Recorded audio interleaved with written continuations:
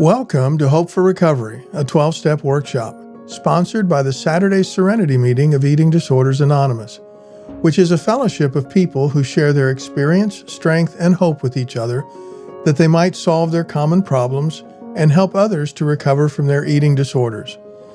Information about EDA can be found at 4eda.org, the number 4eda.org. Handouts for all sessions of this workshop can be found at edahopeforrecovery.com. And now, here's today's workshop.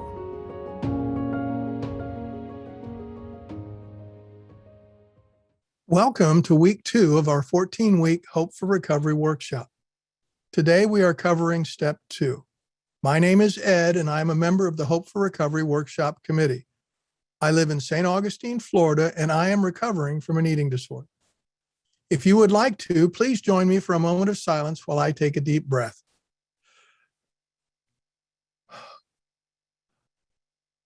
One more.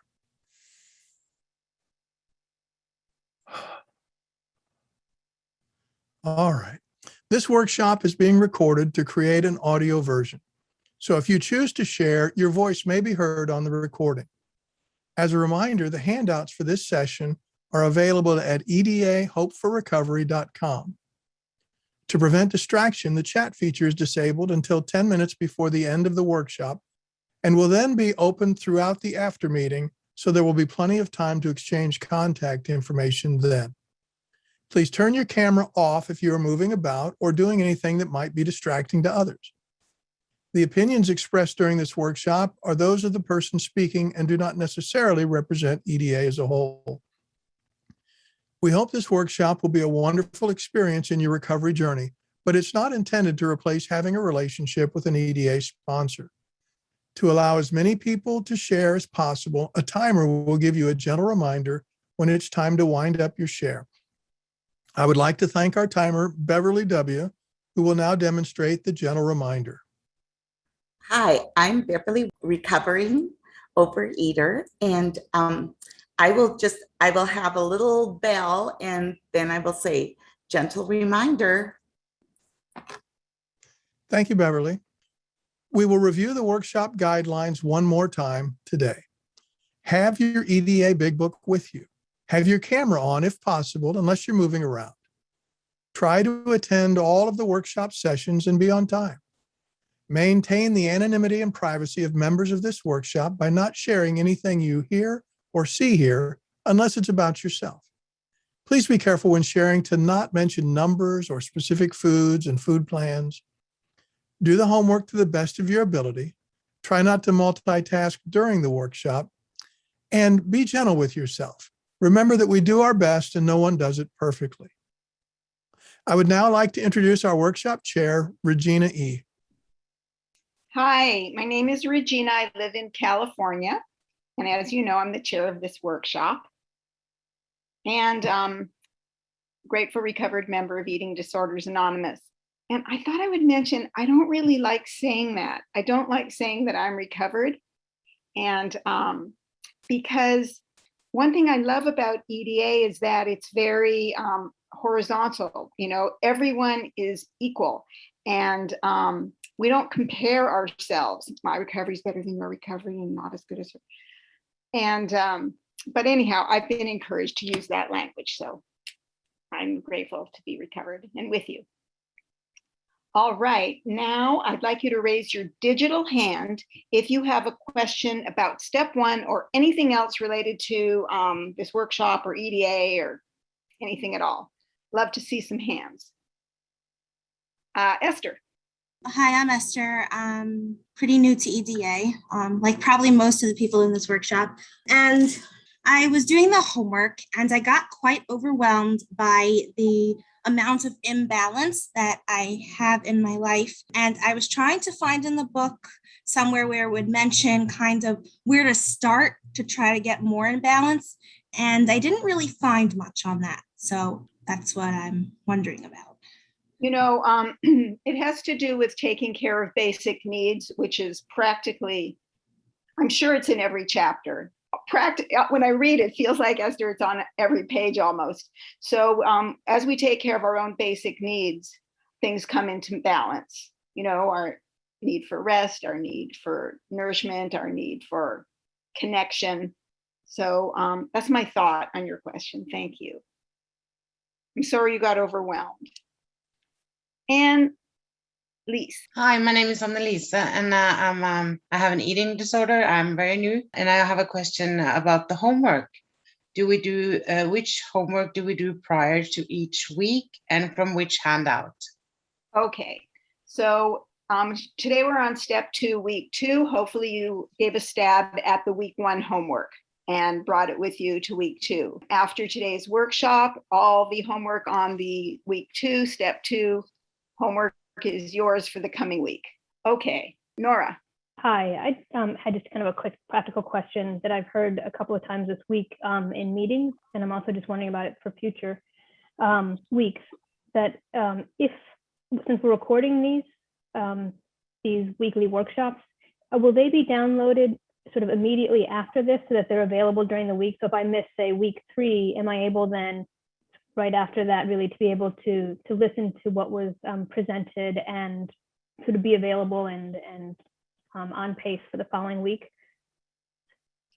No, they won't be available immediately. They will be available in weeks to months. Okay. So if you miss, just really study the handout, do the homework, and talk to people. Okay, now there'll be lots more time for questions later in the workshop. Make them hard. I like them. I like them hard. Make me work. I now like to introduce Melissa, who's going to lead the workshop today. Let's give her a welcome. Hello, everybody. My name is Melissa, and I live in Mission Viejo, California. I'm very grateful to be, in my opinion, in full recovery from bulimia that plagued me for at least a decade. And I'm really grateful to have found what I have had. We have a great workshop today planned for you. We'll have a panel of speakers, a breakout room, and a review of some of EDA's most important tools. All of that will happen in addition to the study of step 2. So here we go. Last week's homework included writing about your current state of balance in the 4 areas: mental, physical and intellectual, emotional and social, and the last one was spiritual or purpose-oriented. Michelle S. has offered to share her writing on this with us. Go ahead, Michelle. Hi, everybody. My name is Michelle from Hollywood, Florida, and I am recovering from an eating disorder. And so I'll start with physical. And in terms of balance, I'm choosing healthier food in moderate amounts. I'm more aware of what I put into my body for nutrition. I'm going to physical therapy to address my neck pain so that I can move more freely. I have improved my sleeping habits and usually get 7 to 8 hours of sleep. Imbalanced under physical, I need to walk daily, and I'm not doing this. I'm overly sedentary, and I still binge, although less frequently. Under mental, intellectual balanced, I follow current events. I'm always reading, and I attend a lot of workshops, most recently one on recycling. Right now, I'm taking a class in floral arranging. I travel frequently as I enjoy going to new places, and I recently went camping by myself. Under imbalance, honestly, I feel balanced in this area. Emotional, social, balanced. I'm working with a therapist regularly. I stay connected to friends and family around the world using Zoom and the telephone. I'm able to connect on a daily basis. I attend 12-step meetings daily. Imbalanced because of COVID, I have almost no face-to-face interactions other than with family. I miss this. Spiritual and purpose-oriented. Balanced. I have continued to attend church on Zoom. I am attending many classes on prayer and focusing on emotional sobriety. I am active and sponsoring in AA and look forward to sponsoring an EDA after I complete the EDA steps. Imbalanced, I have been unwilling to do a daily inventory, which I know is important. Thank you. Thanks so much, Michelle. That was great. Because of time constraints, we're going to need to move on. We would love for those of you who are inspired to share what you wrote, but later in today's workshop. Next, I would like to say a few words about a very important topic, hope. In step 1, we admitted we have insufficient power to overcome our eating disorders. In EDA, we read about and meet people who have recovered and are recovering from their eating disorders. We realize they too were powerless over their eating disorders, and they have now connected to a source of power greater than themselves. This provides hope that recovery is possible. Speaking of hope, a guest panel of EDA members are going to share what it was like before recovery, what happened, and what life is like for them today. We did something different this year, and we made a recording of 6 of our fellows sharing. Let's play it. Hi, my name is Honor, and I'm recovered from an eating disorder. And I just want to start by talking a little bit about what it was like. So I grew up with 2 wonderful parents who parented me better than they were parented, which I was grateful for. And they still made mistakes that were really damaging. And, you know, some of my early memories are some confusing, not confusing to me at the time, but in retrospect, confusing messages about food. My dad, for example, really despises fat people and thinks that being fat is an indicator of moral corruption. And also, he was very proud and pleased with me whenever I would eat a very large meal. This is as like a 4 or 5-year-old. He would brag about that being a really awesome thing. And my mom is a person who is a normal sized person, maybe a little thin, whatever, but certainly a healthy weight. And she was always trying to lose 5 or 10 pounds. And to this day, I don't know why, but she was always trying to lose 5 or 10 pounds. And as a child, you know, I had a couple of sort of acute, horrific traumas. And some long-term, less than healthy influences and experiences.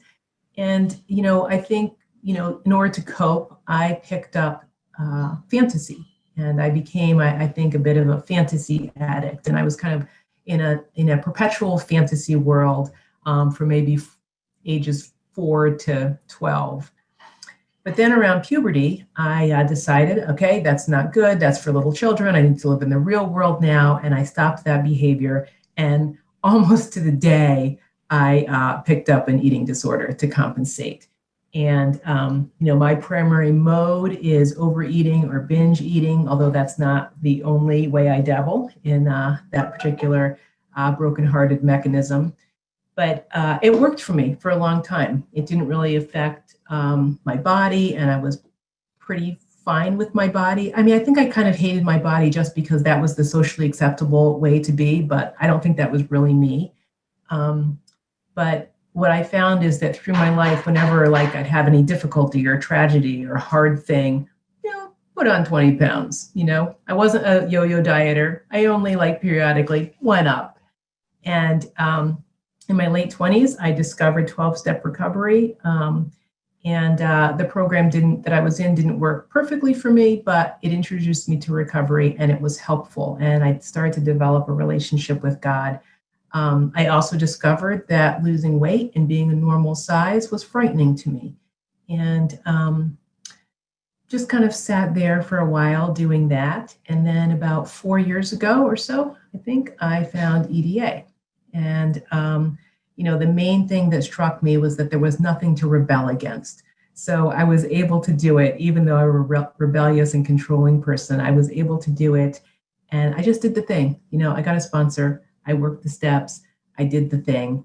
And, you know, after a few years, didn't see much change. But, you know, I finally settled on this question that just kept coming up and demanding a response, which was, are you going to submit to God or not? I mean, it was just the third step. But it kind of came down to that. And I pondered that for a while. I pondered that for a few months. And, you know, and I asked for help. I didn't have enough willingness to say yes, but I had enough willingness to ask for help. And I was rescued. And it feels very dramatic and miraculous. But that's what it was like. I was rescued. And, what's it like now? I keep doing the stuff, sponsor people, do service, do what is put in front of me to do in terms of the next right thing. And I want to say my life is perfect, but obviously that's not true, because objectively, my life circumstances are pretty similar to what they were 3 or 4 or 10 years ago. But I'm free. I'm free. I have access to my whole mind. I don't spend all of my energy quashing my own pain. I just can live and love and be loved and do my job and enjoy my family. And so even though my life isn't technically perfect, it's really hard to resist the temptation to say my life is perfect, because it's really joyful. It's really satisfying. I was a feminine boy in a small conservative town, and I was the target for all the bullies at school. I was often violently beaten up. I was also from a poor family and had a single mother who wasn't emotionally or physically available a lot. My freshman year of high school, I learned about different ways to self-harm, and I used these as a way of coping with my uncomfortable feelings. All my life, people told me I was thin. My senior year of high school, I found a photo of myself with my shirt off, and what I saw was not thin. I thought I looked fat and flabby. It was a small but pivotal moment. I made a firm decision from that point forward to start eating as little as possible. My world began to revolve around numbers, food, dieting, obsessing over thin celebrities and models. I exercised as much as I possibly could. I found diet pills. It didn't matter how thin I got, it was never enough. Everyone was worried for me, but their worry only made me proud of how much I'd been able to accomplish. I got clean in Narcotics Anonymous after many years of struggling with the intertwining of my eating disorder and addiction. Treatment and therapy helped. My life got better, but my ED symptoms persisted. I had an entire year of severe anorexic relapse while staying clean from drugs. It took the pandemic to make me stop and see that NA and therapy were not enough for my ED. My eating became more balanced, but I continued to constantly body check and had intrusive thoughts about how I wasn't good enough. Depression became overwhelming as I was no longer able to ignore my eating disorder due to being quarantined at home with my husband. Due to my 12-step background, I thought Eating Disorders Anonymous might be something that existed, so I took a chance and Googled it. Thankfully, I was right. I ended up finding great solace in EDA literature, attending EDA meetings, and a men's meeting in particular, which I attend weekly. I started forging connections with other men in EDA and using a WhatsApp group associated with my men's meeting. Sharing milestones and challenges with people who understand has been a vital part of my recovery. I got an EDA sponsor and am working the steps with him. I have been in EDA for over a year now and am the General Service Board representative of my home group. And I try to be of service in EDA whenever I can. At this point, while I still may care more about how I look than I would like to, because of the work I have done in EDA, I have much more acceptance of where I am and where I am at physically. The thoughts about my body that plagued me when I started have mostly quieted, and I have learned to better practice balance and flexibility in all areas of my life. Hi, I'm Pam, recovered from an eating disorder.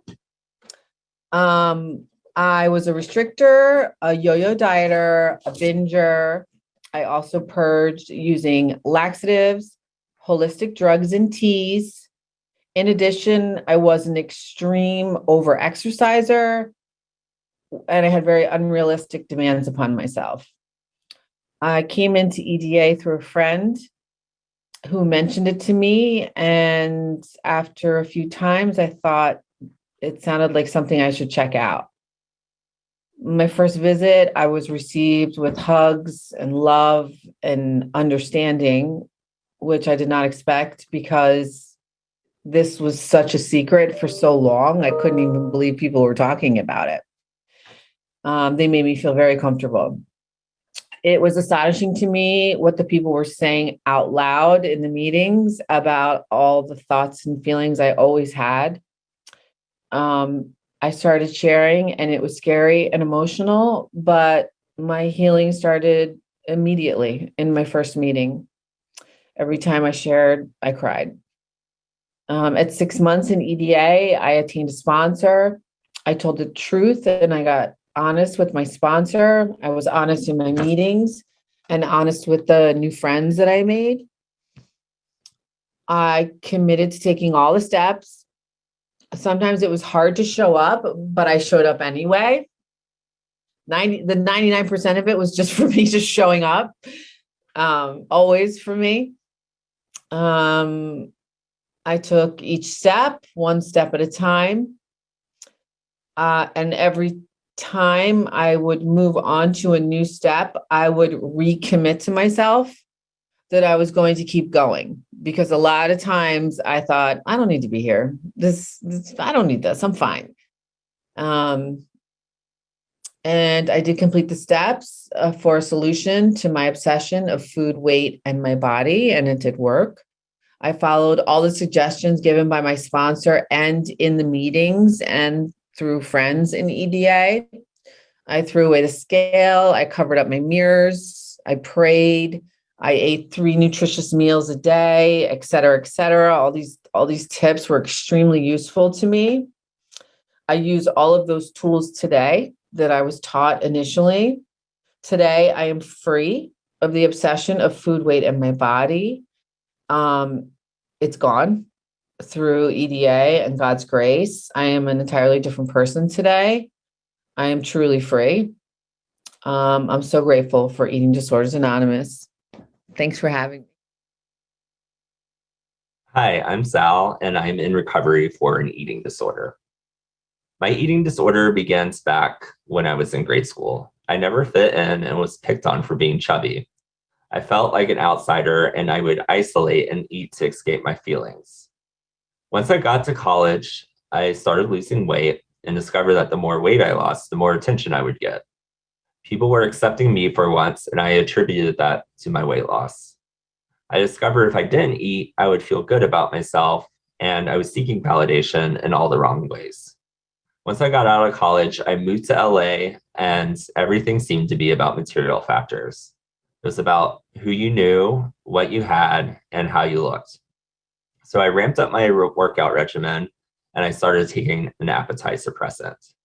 I lacked the drive and confidence to find a job and thought this could be fixed by a pill. This started my decade-long drug addiction. I weighed myself every single day, multiple times a day, and I became very thin, yet I was never happy with what I saw in the mirror. I still thought I needed to lose more. Ultimately, I wasn't sleeping, I wasn't eating, and I was having extreme emotional ups and downs. Life was chaotic, and I decided I would stop taking drugs, but only for a short amount of time, because I would gain back weight immediately. Finally, I checked into a treatment center. This is where I started to look and discover what was beneath all of this obsessive behavior. It was also where I was introduced to EDA. I was happy to learn that there was a community out there who suffered from the same thing and who could relate to my experiences and talk about feelings. I worked hard in treatment and afterwards continued with therapy, an ED nutritionist, and going to ED meetings. EDA has given me a new perspective on life. I feel like I'm starting to know myself again. I'm not obsessed with my looks. I'm not weighing myself. I eat meals and I enjoy them. I'm not wasting time staring at the mirror. I'm not taking pills to keep off weight. I'm becoming a person who can function in society, who can accept who they are and realize that people love me for me, not the number on the scale. I can talk about my feelings now, and I can ask for help. The amount of hope I have discovered in the rooms is bountiful, and I feel like I am part of the community. My name is Sandy, and I'm in recovery from a binge-starved eating disorder. This is my story. When I first came to EDA, I had just been fired by another sponsor in an abstinence-based 12-step program. I feared I would never be free of the white-knuckle dieting or bouts of out-of-control binging. I had been in that other program for decades and frankly, didn't have much hope EDA would work any better for me. My first year in program, I still felt the need to be abstinent. I prayed for peace and calm to stay on a very low calorie, restricted way of eating. I came to realize that prayer would never be answered, however, because that wasn't how my body was made. I didn't realize that the undereating and restricting were as much a part of my eating disorder as my binging was. After a year of spinning my wheels in EDA, I finally sought an ED therapist and an ED nutritionist. The program promised if I got good nutrition and took care of basics, things would get better. Those might sound like simple things to do, but they weren't for me. Around 6 months later, I finally found my own body's signals of full and hungry.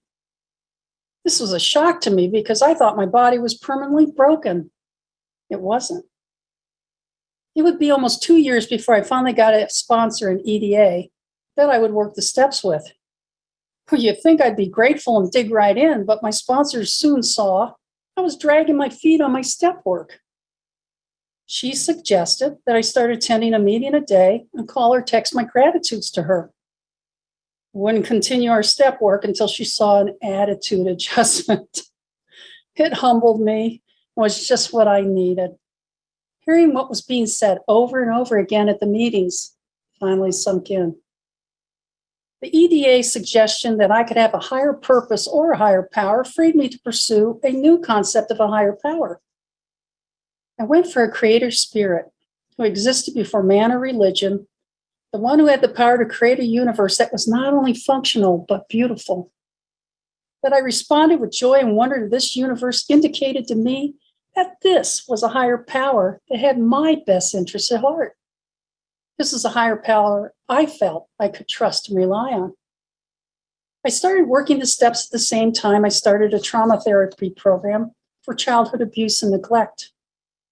I don't think I could have done one without the other because my trauma kept me shackled to my ED behavior, and my ED behavior kept me from dealing with my trauma. By the time I reached the 7th step, I'd finally found some compassion and forgiveness for myself. In turn, I was able to find compassion and forgiveness for my parents when I reached the 8th and 9th steps. For the first time in my life, I finally had the tools and freedom to get over some of my deepest hurts at last. It took time and a lot of practice, but today I am able to take care of my basic needs. I also have a set of healthy coping tools that gradually replace the broken ones that were my ED behaviors. Food is just nutrition now, but it has also become enjoyable and fun again. My days are no longer spent fighting to eat or fighting not to eat. I'm able to feel all my feelings today because my ED not only squelched the bad feelings, but they suppress my joyful feelings as well. I get to share the wonderful journey of folks I sponsor watching their lives change and grow. I finally feel a part of life instead of trying to fit life around my ED. For this peace and freedom, I am grateful beyond words for this program and the people who helped me. Thank you for letting me share. I pass. Hi, I'm Michael. I use pronouns he, him, and I'm recovered from an eating disorder in Denver, Colorado.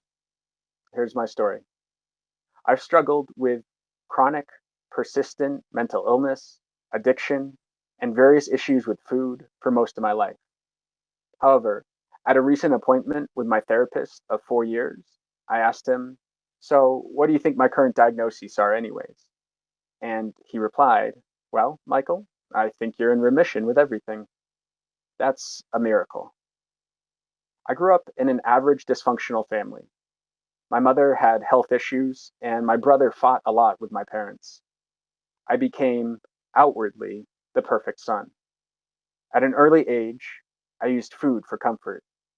To support the good kid image, I was willing to lie and manipulate. As I got older, I discovered drugs, and eventually my drug use ramped up and my mental health declined to the point of chronic suicidal ideation. I ended up in jail more than once, and I was homeless multiple times. I've heard that the universe, or God, speaks to us in ways that we'll hear.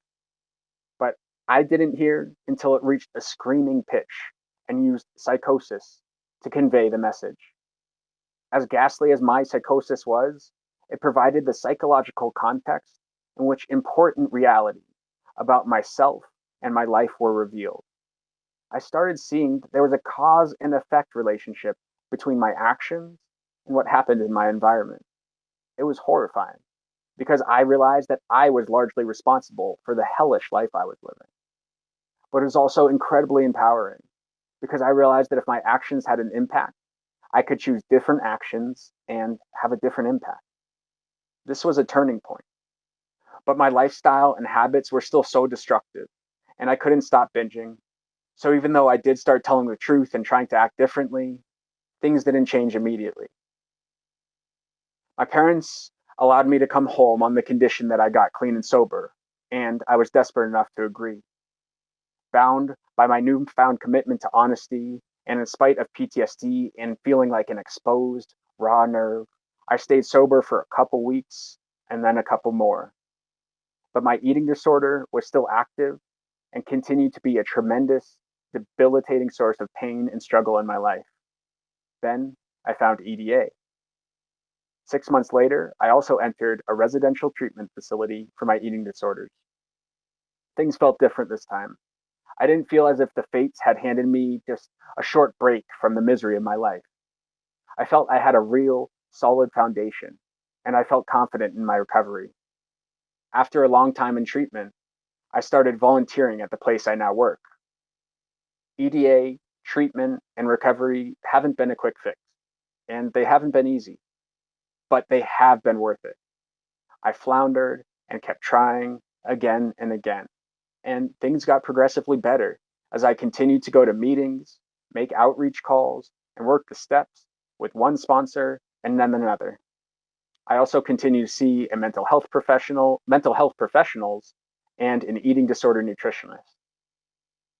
After a long time in recovery, I got into a relationship with the love of my life, and it's just wonderful. I have a couple of sponsees that I'm taking through the steps. My professional work is meaningful and going well. My relationship with my parents, which was horribly volatile for more than a decade, has been so much better ever since I got into recovery. Overall, my worst day today is better than my best day 2 years ago. Compared to 4 or 5 years ago, it's just not even possible to compare. It doesn't even compute. It's a miracle. Thank you for letting me share. That was so inspiring and fun. Thank you so much to the panel members who contributed their story to us. It was wonderful. Before we start our study of step 2, we're going to begin discussing EDA's recovery tools. You may want to imagine that you have a special toolbox that you are beginning to fill with recovery tools. When we come to EDA, we are using eating disordered behavior to cope with our uncomfortable thoughts and feelings. EDA offers many tools we can use to cope in healthy ways and thus avoid the vicious cycle of engaging in behaviors that only create more distress for ourselves and others.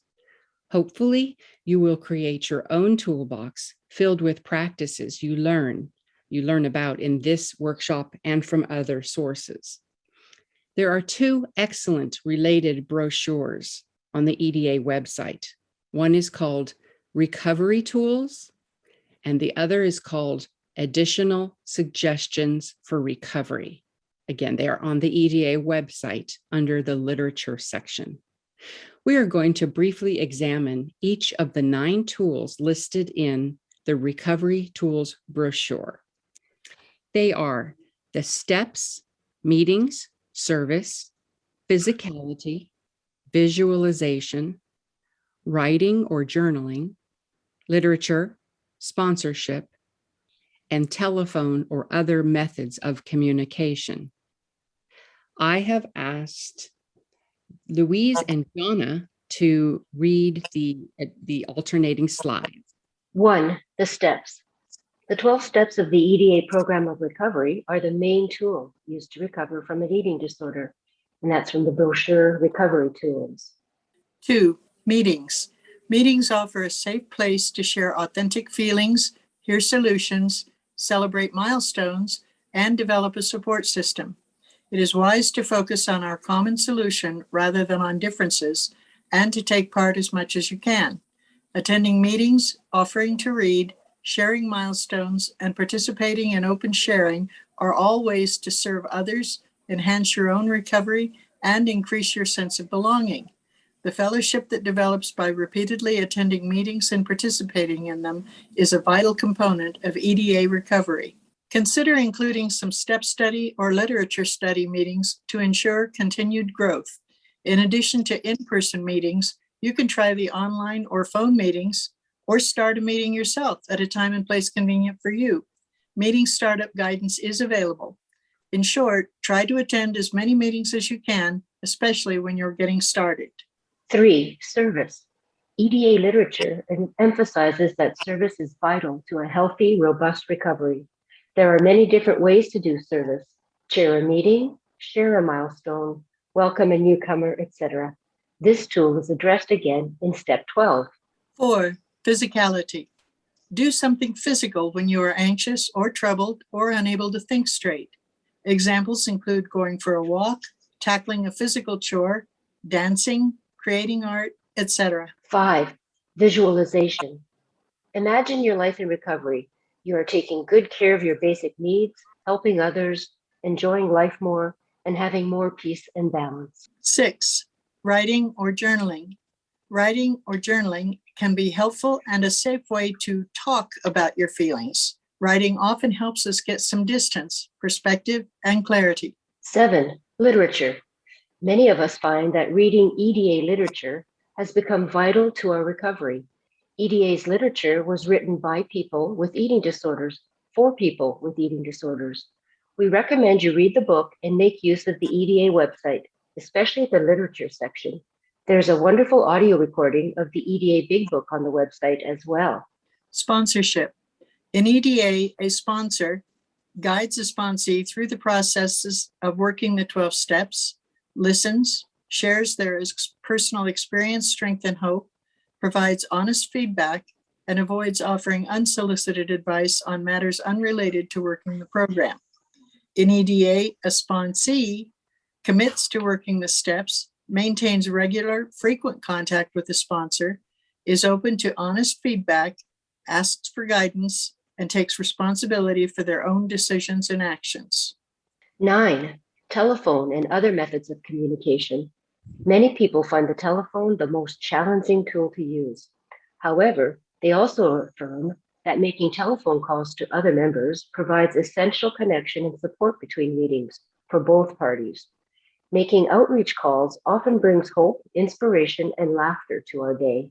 Telephone calls are a way to develop relationships when life does not allow face-to-face contact. Of course, reaching out includes texting and emailing too, as a way to get acquainted with others in EDA. Ideally, we develop these supportive connections so they're there when we need them. Remember, people are at different levels of recovery and busyness in their lives. If someone doesn't return your call or respond, please don't be discouraged. Your recovery will be strengthened by your own willingness to simply reach out. Thank you so much, Donna and Louise. That's our metaphorical toolbox, and we hope you enjoyed listening to the tools that have helped so many of us.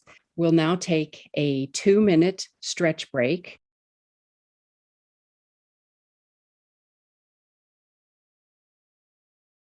Okay, welcome back. We will begin the study of our step 2. I will read the long version.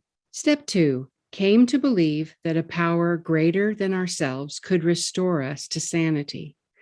We started to believe that we could get better and that there was a fundamental healing power upon which we could rely for recovery. This is in our EDA Big Book, Appendix A, page 482. Now we are going to read selections from Step 2 using the EDA Big Book. Step 2 addresses options for identifying a power or purpose greater than ourselves. I will call on those who volunteered to read. We will begin on page 118, so I'll just give you a moment to get to that page, page 118. And our first reader today is Laura W. Hi, I'm Laura. I'm recovering from an eating disorder. If you have read through all the 12 steps, you will have seen that steps 1 and 2 are laying a foundation. We need to open ourselves up to a relationship with something greater than ourselves to get through the remaining steps and fully recover. We urge you to be flexible about this point specifically. Opening up to a relationship with a God of one's own understanding, whether a power, purpose, or both, can be difficult. The process requires profound honesty and a daily practice that includes both self-reflection and appreciation for all that is good and right. Whatever conception we choose, we will need to draw upon it as we move forward with the next steps. In step 3, we turn our will and lives over to the care of God as we understand God. To do so, we must find a concept we trust to provide perspective on our lives. In step 7, we humbly ask God to remove our shortcomings. We will need a power or purpose that helps us move past current limitations so we can make good use of our time, energy, skills, and talents. In step 11, through prayer and meditation, we seek knowledge of God's will for us and the power to carry that out. In this step, as in all the rest, we need a connection to a power or purpose that provides us with the strength and perspective to keep calm and focus on what really matters. Thank you so much. Next, turn the page back to 117, and we have HB reading the last paragraph, which begins, "Those of us." Those of us who are atheist or agnostic struggle to find a conception of a power that we could reconcile with our ideas about how the world works. Some of us tried understanding a concept that aligned well with the spirit of the universe described in the AA chapter, We Agnostics, while others used the power of our EDA group as our higher power. People were clearly getting better through reliance on these sources of hope and guidance, yet many of us remain skeptical. Thank you. Now on page 119, we have Gail W. Please read the last paragraph, which begins, "By this point," on page 119 at the very bottom. Hi, everybody. I'm Gail in recovery from an eating disorder. By this point, those of us who are atheist or agnostic were prepared to declare the 12 steps impossible. We had had enough of all this God talk.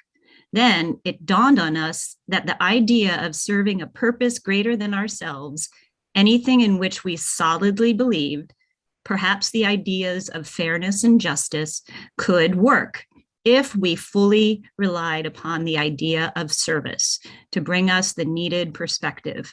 We could then develop a relationship with this conception that would put our lives in context. Thank you. Thank you. Then on page 120, we have Suzanne. If you'll please read the first full paragraph, which begins, "Those of us," and also read the following 3 bullet points. Those of us who are in recovery, regardless of whether we adopted a religious, spiritual, or non-spiritual solution, are all emphatically in agreement. We needed a different way of looking at the world and our place in it, because our old way left us vulnerable and prone to acting out. We needed to rely on this new way of looking at the world instead of our old patterns of thought and behavior to provide a perspective that brought us peace. We found we could not rely on anything that we were not willing to trust, and the result was nil until we let go absolutely. Thank you. Next, we have Laura from Michigan. If you'll please go to page 121. Second full paragraph begins with, "We wholeheartedly believe." Laura, I'm recovering from a eating disorder. We wholeheartedly believe that every one of us can find something or some cause besides ourselves that matters just enough for us to be willing to set aside our issues one day at a time to serve it. Our purpose should be something we care deeply about, or our commitment to serve will surely falter. Some of us have chosen to carry the message of recovery at our higher purpose. Others have chosen to advocate for victims' rights, civil rights, and animal rights. Still others have worked to solve the global problem of access to clean water.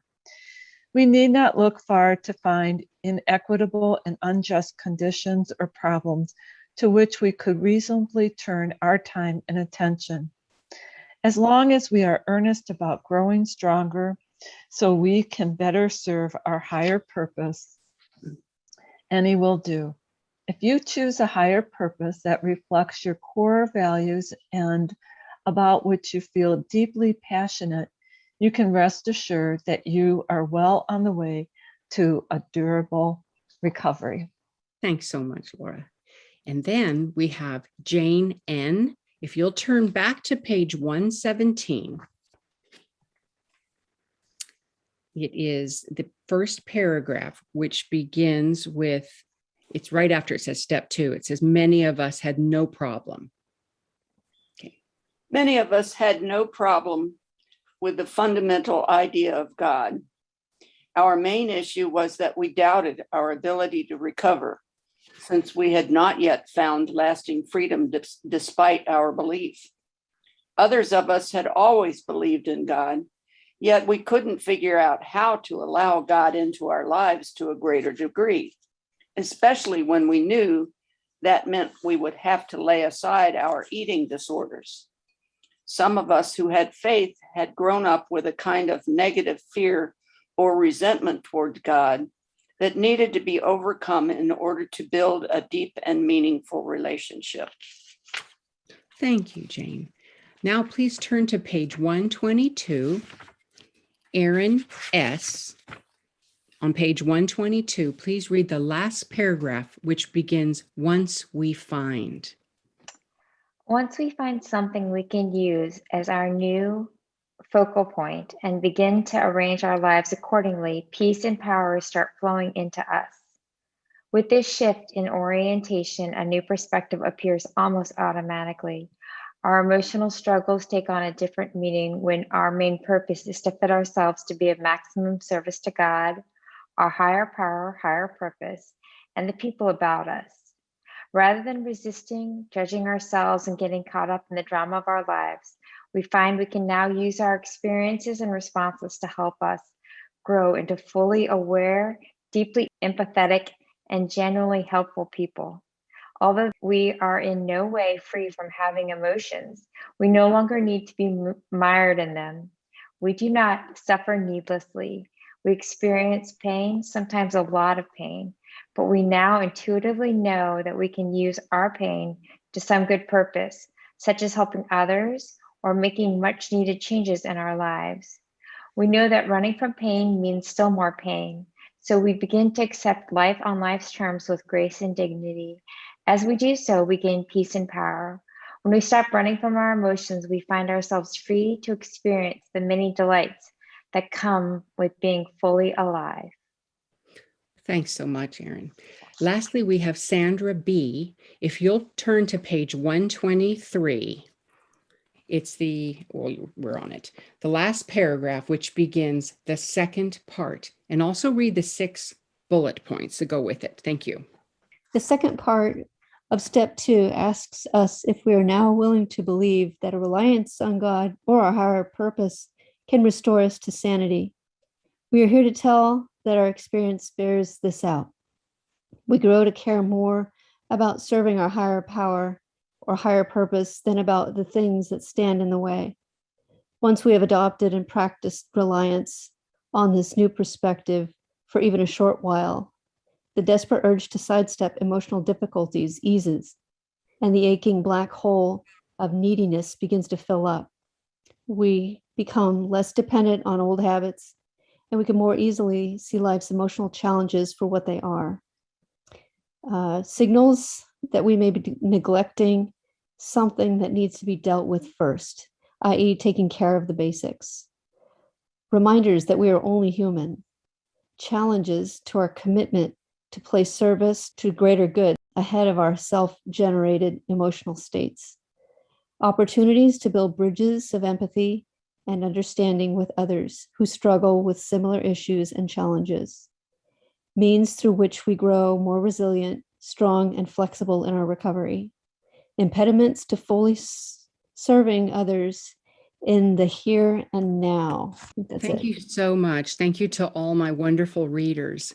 Now we have finished reading about step 2. The intent of the next section is to help you explore, strengthen, and deepen your own understanding of this step.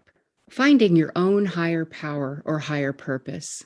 The EDA Big Book provides numerous ideas about a higher power or higher purpose that others have found helpful, regardless of their religious orientation. EDA encourages use of whatever resources are available to find balance and perspective on this topic. We know we do not have a monopoly on useful ways to think about anything. At this workshop and in EDA meetings, however, we focus on the use of EDA literature as our primary reference. The readings in today's homework are especially important and relevant. On the screen right now, you can see the colorful ovals, and inside them are words that some people use to name their higher power. Please relax and enjoy as we read these to you. Great mystery. God, Higher power that I don't understand. guide, Allah, best friend, the great reality. Father, Mother Nature, my Lord, Mother God, greatest scientist and mathematician ever, peace, friend, higher power, creator, goddess, Lord, existence, helper, Holy Spirit, creator of the universe, the one who makes the grass grow, Mother, Father, God, Jesus, Father, God, beloved Creator, holy purpose, Mother Earth, higher purpose, love. universal kindness. Thank you. Many people in EDA find a higher purpose rather than a higher power, or in addition to a higher power. These are some examples of a higher purpose that members have shared with us. Carrying the message of recovery to those struggling with an eating disorder. Accepting suffering as a part of life and coping with it skillfully. Bringing humor, healing, and hope to every situation I find myself in. Loving myself and others with the same patience and humor I offer my rambunctious kitty. Caring for and guarding our planet and its resources. Working for justice. Facilitating authentic conversations that transform people, communities, and the world. Love all, serve all. Working for the environment. Making music as an act of creation and collaboration. Discovering my true purpose and helping others discover theirs. Thanks, you guys. And now let's take a closer look at the term God as used in EDA. I have asked Elizabeth to read the next 4 slides about this term. Hi, I'm Elizabeth, recovered from an eating disorder. About the term God in EDA. 1, in EDA, the term God can mean a deity, the deity, a higher power, or a higher purpose. In EDA, we gradually learn to rely on whatever brings perspective, balance, and humor to situations where we are miserable, uncomfortable, overwhelmed, or, here's the kicker, not even sure what we're feeling. 2, from experience, we can tell you it does not work to rely on something out there to which you do not feel personally connected. If you have faith in God and can rely on that faith to help you in all areas of your life, you'll find that working the 12 steps will only serve to strengthen your faith. If you have faith, yet you're not able to rely on it absolutely, perhaps because you feel angry, betrayed, or unworthy, do not fear. Resolving barriers to a solid and reliable connection to God is part and parcel of working the 12 steps.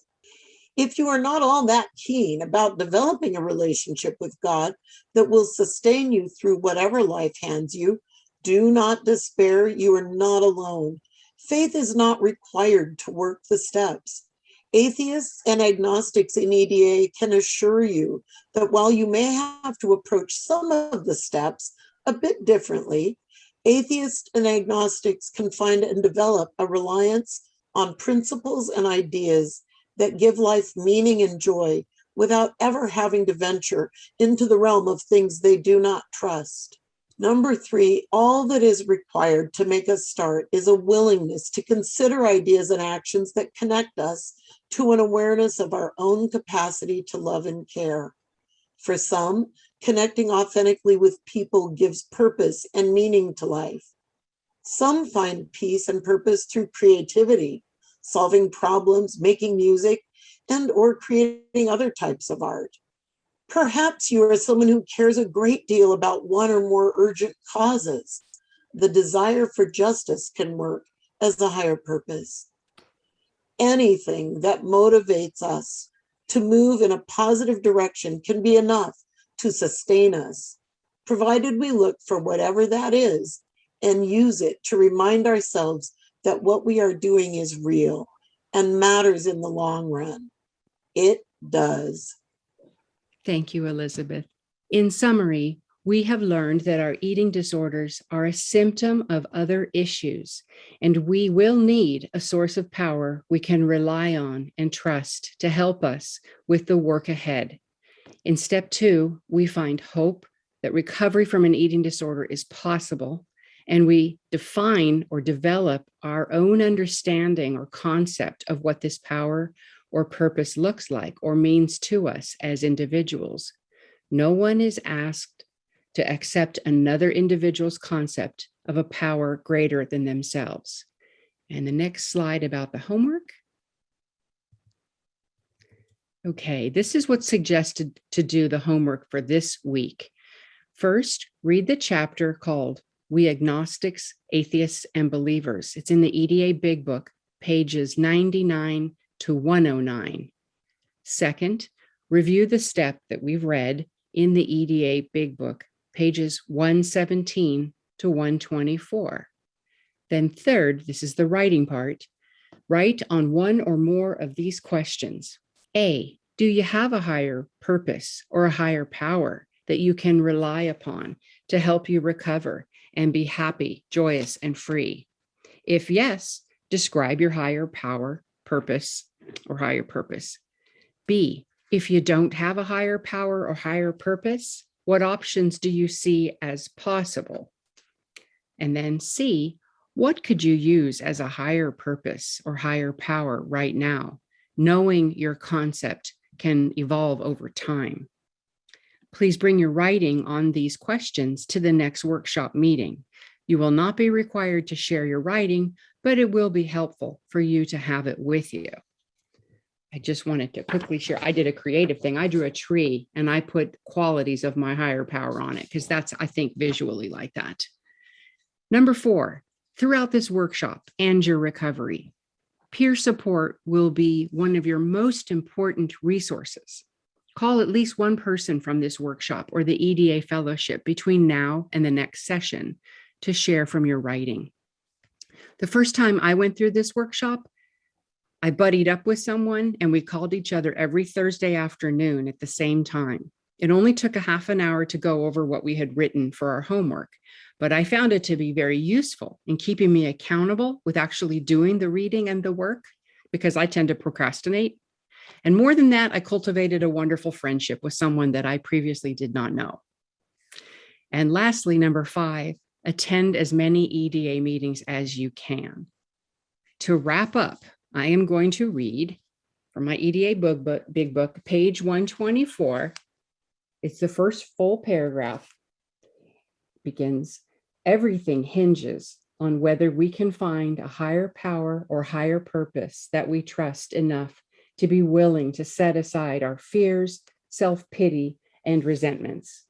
If you believe that reliance on your higher power or higher purpose can help keep you from acting out, even if for just one day, you have completed step 2. You are on the road to recovery. It's my favorite step. I'm going to ask Regina, our workshop chair, to facilitate the next section of our workshop. Thanks, Melissa. Let's all thank Melissa one more time for a great lead. Actually, checking the time, we're at the 90-minute time point. And so today I'm going to ask Melissa to close us out. Then we will stop recording and all of you are invited to stay for additional sharing during the after meeting. Thank you. I want to remind everyone that volunteers are selected prior to the start of each workshop. Next week, please consider joining us 10 to 15 minutes prior to the start of the workshop to volunteer. Please do not share who you've seen here or what others have shared here. And our 7th tradition reminds us that we have no dues or fees, and this workshop is offered at no cost. However, EDA has expenses and donations are welcome. We hope you will consider a minimum donation of $14 for this 14-week workshop.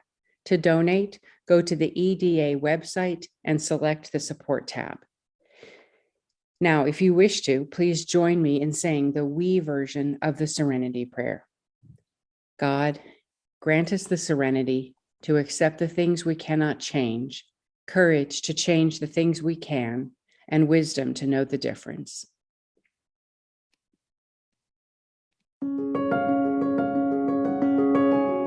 We hope you enjoyed today's workshop. More information about Eating Disorders Anonymous can be found at 4EDA.org, number 4EDA.org. The handouts for this workshop can be found at edahopeforrecovery.com. We encourage you to check out one or more of the many EDA Zoom or in-person meetings. Many of us have found recovery from our eating disorders in these meetings and hope that you will too. Until next time.